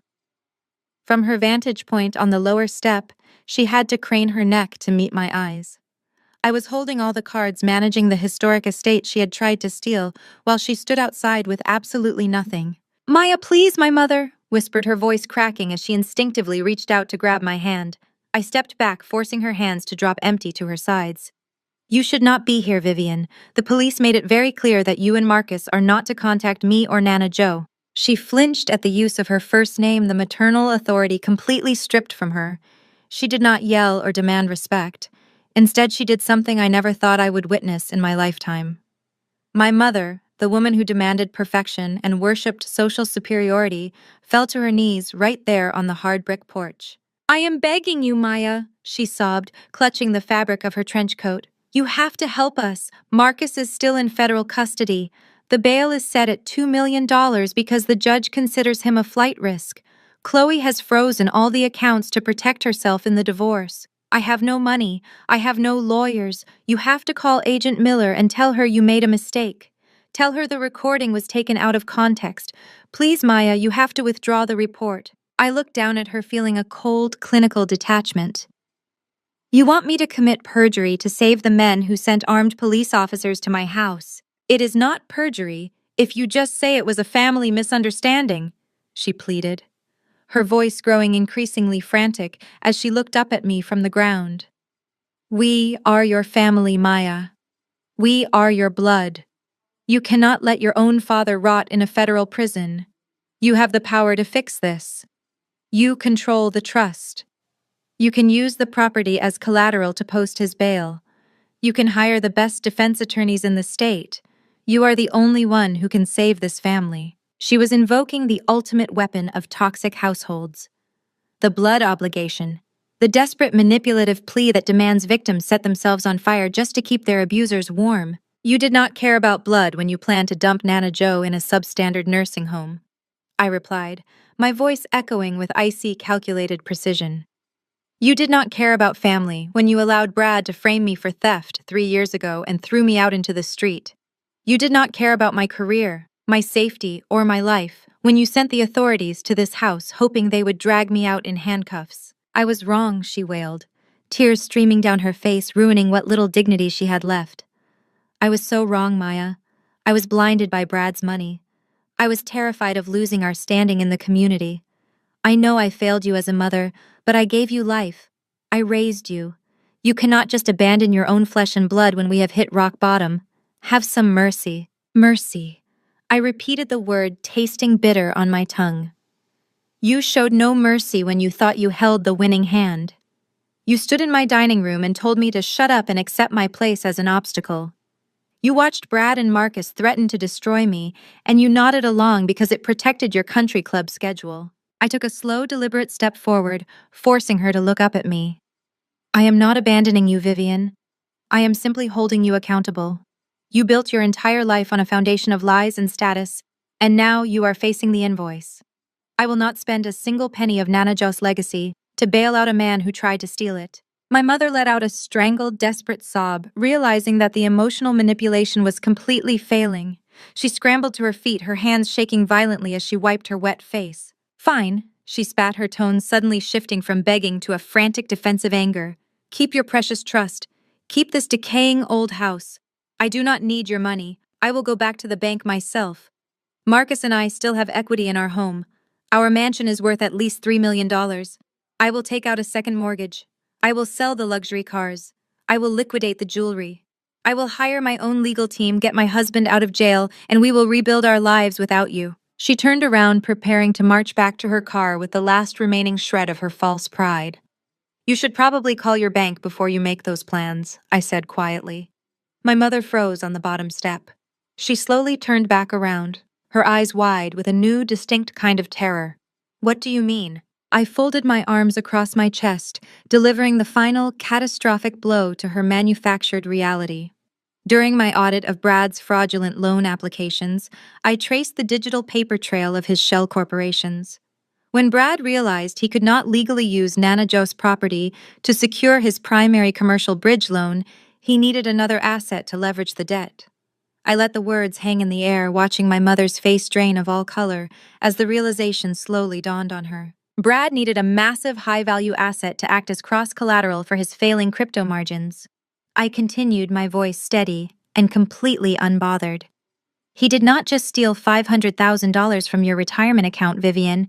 He used the power of attorney Marcus blindly gave him last year to pledge your suburban mansion as the primary guarantor for his corporate debt. No, my mother whispered, her knees visibly buckling. No, Marcus would never allow that. The house is fully paid off. It is in our name. It was in your name, I corrected her sharply. Until Brad forged a series of secondary authorizations using your husband's signature.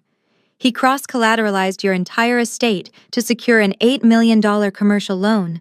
And because his company is currently in federal bankruptcy proceedings, the bank has automatically called in all debts. I looked directly into her terrified eyes, dismantling her very last hope of survival. You do not have a $3 million mansion to borrow against. You do not have equity. You do not have assets. The bank officially seized your property this morning. By tomorrow, federal marshals will be placing foreclosure locks on your front doors. You have absolutely nothing. My mother let out a sound that was not human. It was a hollow, gut-wrenching gasp of absolute ruin. She stumbled backward, clutching her chest, as if she had just taken a physical bullet to the heart. The pristine, wealthy life she had sacrificed her own mother-in-law and her own daughter to protect had been entirely wiped out by the very man she had worshipped. She was completely bankrupt. No money, no home, no status, no family. You have to help me. She choked out her voice, barely a whisper, falling back to her knees on the brick pathway. Maya, please. I have nowhere to sleep tonight. I have nowhere to go. I looked down at her one last time. I felt no guilt. I felt no obligation. I only felt the profound, hard-earned peace of a woman who had finally severed the chains of a toxic bloodline. You should call Chloe, I said coldly. I hear she is very good at crisis management. I stepped back into the grand foyer of my grandmother's historic estate. I grabbed the heavy brass handle of the original oak door, and without a single ounce of hesitation, I closed it firmly, the loud, definitive click of the deadbolt locking her out of my life forever. As the heavy brass deadbolt snapped into place, the camera of my mind seemed to pull back, tracking away from the historic brick facade of Nana Jo's sanctuary. It soared over the Atlanta skyline and landed squarely on the chaotic destruction actively unfolding in the affluent northern suburbs. Federal marshals were physically dragging Brad down the sweeping paver driveway of the suburban estate. He was no longer the arrogant corporate savior who confidently threatened to bankrupt me. He was a disgraced, hyperventilating criminal. His hands shackled tightly behind his back as agents shoved him into the rear of an unmarked federal SUV. The neighborhood watch groups, the very people my parents had desperately tried to impress, were standing on their perfectly manicured lawns, recording every single second of his public humiliation on their smartphones. Simultaneously, a team of bank representatives flanked by local sheriffs marched up the front steps of Marcus and Vivian's sprawling home. With methodical, ruthless precision, they hammered bright orange foreclosure notices directly into the custom mahogany double doors. The property was officially seized. The bank did not give them a grace period to pack their designer clothes or their expensive art collection. Every asset inside the house was locked down as collateral for Brad's massive fraudulent commercial loans. The luxury vehicles parked in the circular driveway were hooked onto flatbed tow trucks and hauled away while the entire cul-de-sac watched in stunned, whispered delight. By 5 o'clock that evening, the local news networks had an absolute field day. The breaking news banner scrolled across every television screen in Fulton County. Prominent Atlanta deacon and tech investor son-in-law indicted in massive federal fraud conspiracy. The investigative reporters had secured copies of the unsealed indictments. The anchors detailed exactly how Brad had defrauded his corporate investors and attempted to steal a historic black-owned estate, all with the explicit enabling and blessing of his prominent father-in-law. The social execution of my parents was swift, surgical, and absolutely merciless. Vivian had spent 40 years meticulously climbing the social ladder, trading her own flesh and blood for a seat at the elite tables. It took exactly 48 hours for that entire society to spit her back out. Her phone, which had previously rung non-stop with invitations to charity galas and exclusive luncheons, went completely dead. The board of directors at the country club held an emergency executive meeting and voted unanimously to revoke Marcus and Vivian's membership, citing the strict morality and criminal conduct clauses in their bylaws. When Vivian attempted to show her face at the Sunday morning church service, hoping to weaponize her tears and play the victim in front of the congregation, she was met with a wall of impenetrable ice. The head usher physically blocked her from entering the sanctuary. The women on the auxiliary board, the same women she had gossiped with just a week prior, turned their backs and walked away without making eye contact. The senior pastor released a formal public statement condemning Marcus and his involvement in the financial exploitation of an elderly woman. The church officially stripped my father of his deacon title and explicitly distanced the entire parish from their toxic criminal fallout. They were officially exiled from the only community they cared about. Chloe was not spared from the devastating blast radius of the scandal. Her desperate, frantic attempt to secure transactional immunity by selling out her husband kept her out of a federal prison cell, but it did not save her carefully curated life. The moment her immunity proffer became public record, exposing her direct role in filing a false police report against her own sister, her prestigious public relations career instantly vaporized. Her elite corporate clients dropped her firm in less than 24 hours, citing severe ethical violations. She became an untouchable industry pariah, blacklisted from every major agency in the state of Georgia. Stripped of her corporate income and her husband's fraudulent wealth, Chloe was forced to vacate her leased luxury apartment. She had to pack whatever she could fit into a rented sedan and move into a cheap weekly motel completely stripped of the designer armor she had used to terrorize me my entire life. The universe has a beautifully precise way of balancing the scales. My parents and my sister had operated under the delusion that their proximity to whiteness and fabricated wealth made them invincible. They believed they could crush anyone who threatened their aesthetic, including their own family. But the very system they worshipped, the system of aggressive capitalism and ruthless social hierarchy, was exactly what chewed them up and spat them out. They had zero genuine relationships to fall back on because every connection they had ever made was purely transactional. And when their bank accounts hit zero, their perceived value dropped to nothing. I watched the news reports from the comfort of Nana Joe's sunroom, sipping my tea and feeling a profound sense of closure. I did not feel the need to gloat or release a public statement. The sheer magnitude of their public destruction spoke entirely for itself. I simply turned off the television and went back to reviewing my audit files, content in the knowledge that justice had been served cold, precise, and absolute.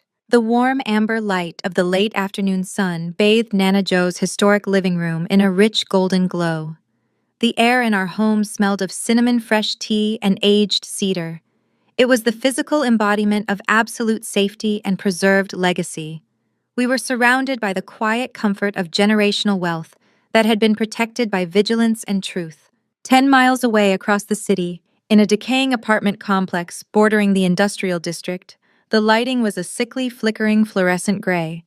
The contrast was absolute and poetic.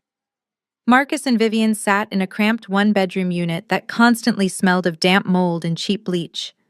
The walls were paper-thin, vibrating with the noise of sirens and arguing neighbors. Vivian, the former queen of the Atlanta charity circuit, sat rigid on a stained second-hand sofa. She was still wearing a strand of pearls over a faded sweater, desperately clinging to a ghost of her former status. But there was no one left to impress. When she walked down to the discount grocery store on the corner, she wore large, dark sunglasses and a heavy scarf, terrified that someone would recognize her from the evening news broadcasts. The suffocating shame was eating her alive from the inside out. Marcus was hunched over a tiny laminate kitchen table, shuffling through towering stacks of legal bills, federal subpoenas, and past due notices. He had no tailored suits left. He had no booming deacon voice to command the room. He had tried to call his former colleagues at the financial institutions he used to advise, hoping to secure a modest consulting job. Every single receptionist politely informed him that the executives were permanently unavailable to speak with him.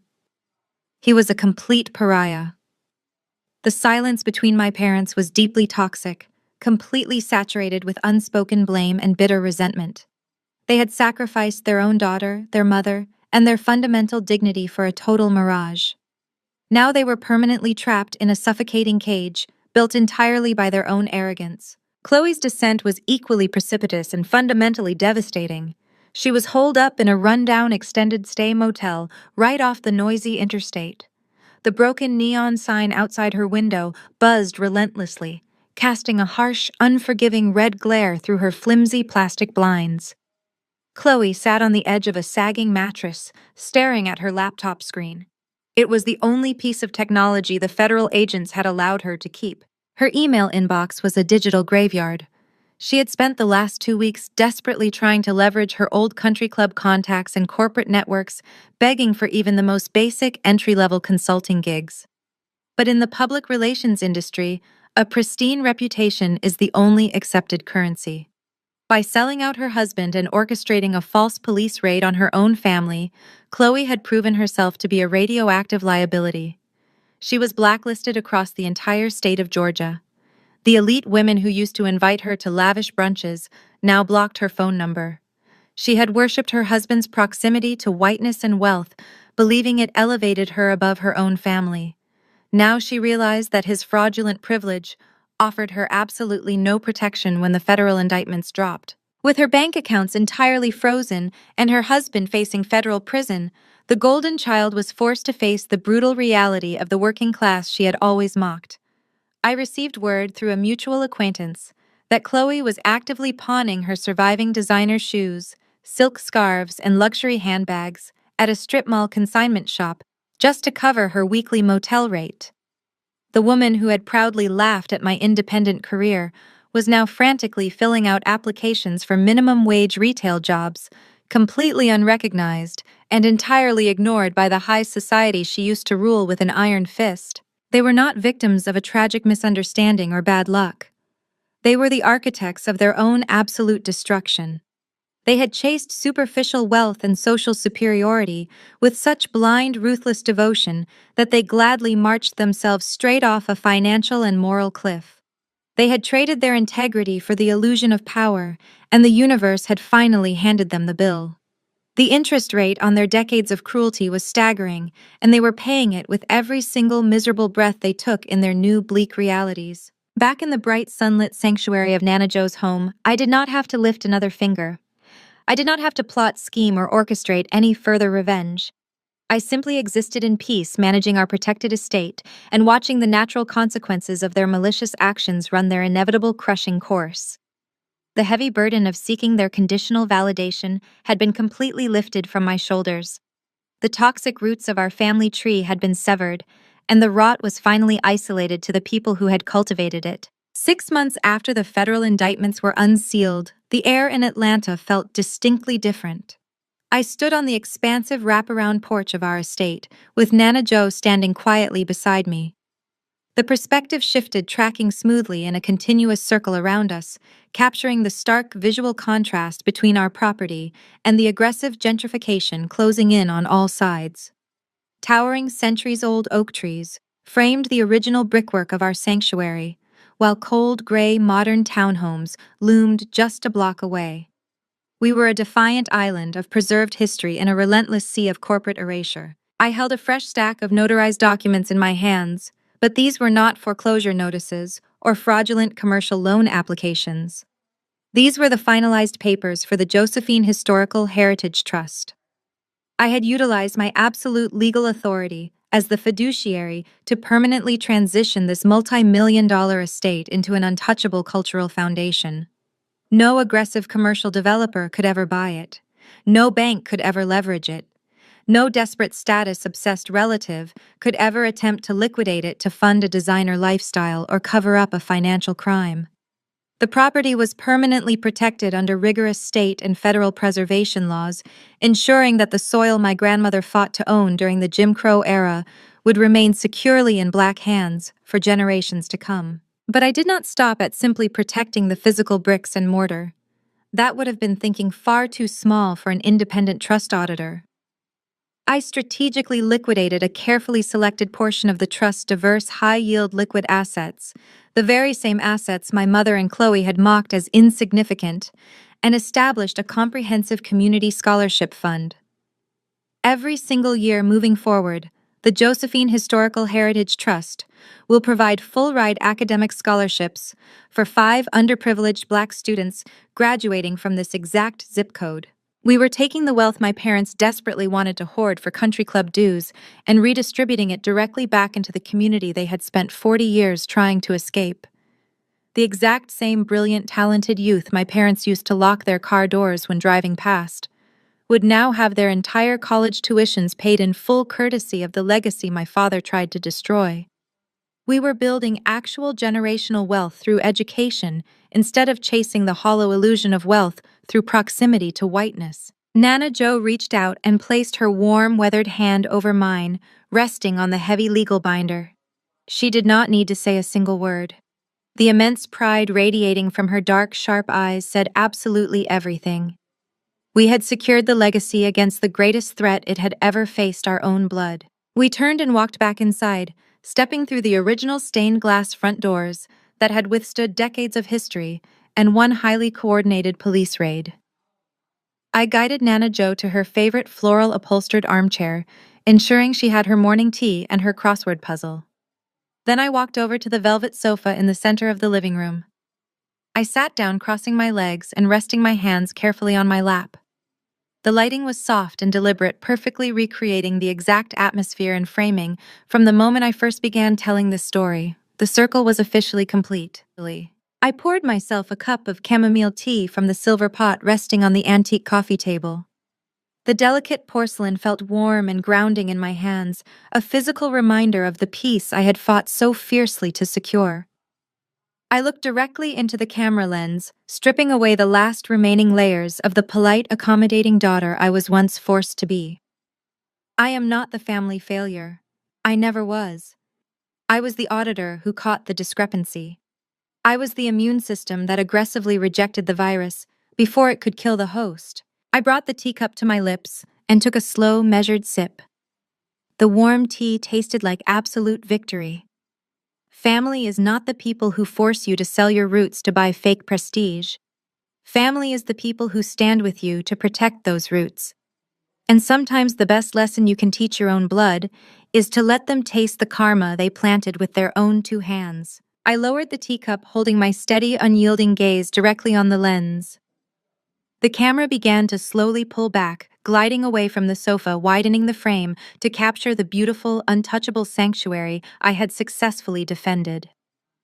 The warm golden light of the living room held for just a fraction of a second longer before the screen faded completely to black.